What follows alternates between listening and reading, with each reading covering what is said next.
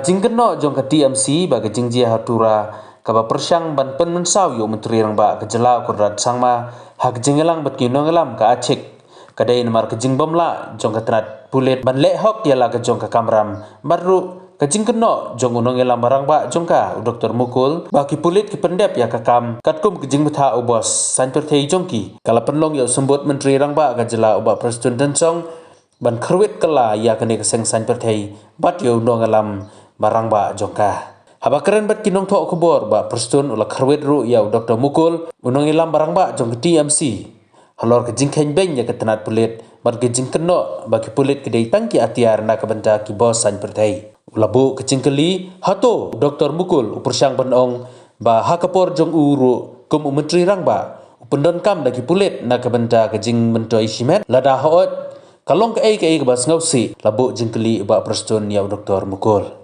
I think Dr. Mukul Sangma himself, he has been in the chair as Chief Minister for more than 7 years, maybe 8 years. I think when he talked that way, is he trying to say that time when he was the Chief Minister of Meghalaya, he uses all the officers in the police department for his own interest? If that is so, it is so unfortunate. But let me tell you very frankly that as government we are here, be it Chief Minister, Deputy Chief Minister, or be it anybody, we are here not to protect for ourselves, but we are here to protect the citizens of the state in the state of Meghalaya.